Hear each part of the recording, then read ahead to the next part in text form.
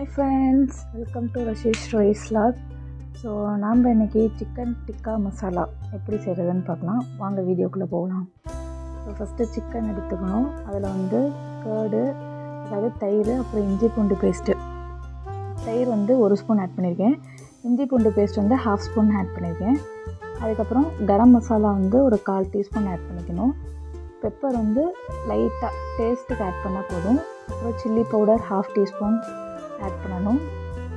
Kashmir chilli powder ஜாஸ்தியாக use பண்ணணும். இப்போ சில்லி பவுடர் 1/2 யூஸ் பண்ணணும்னா காஷ்மீர் சில்லி பவுடர் 1 யூஸ் பண்ணணும்.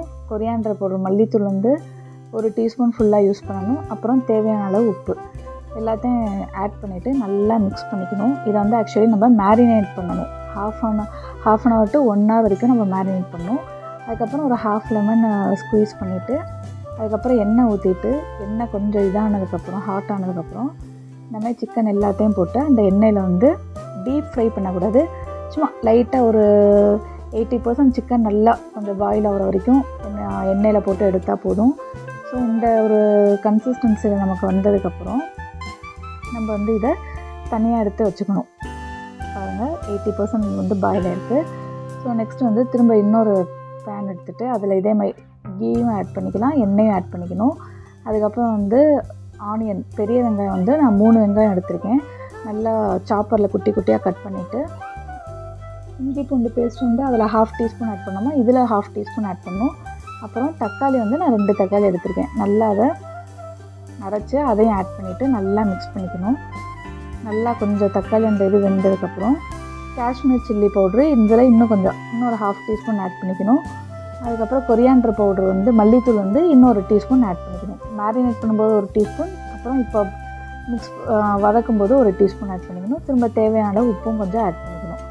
நல்லா ஆட் பண்ணணும். நல்லா மிக்ஸ் ஆனதுக்கப்புறம் அந்த வெங்காயம் எல்லாம் வெந்ததுக்கப்புறம் நம்ம ஆல்ரெடி செஞ்சு வச்சுருந்த சிக்கன் இருக்கு இல்லையா, அதையும் போட்டு நல்லா மிக்ஸ் பண்ணணும். கொஞ்சோண்டு ஒரு 1/4 கிளாஸ் 1/2 டம்ளர் தண்ணி ஊற்றினா போதும்.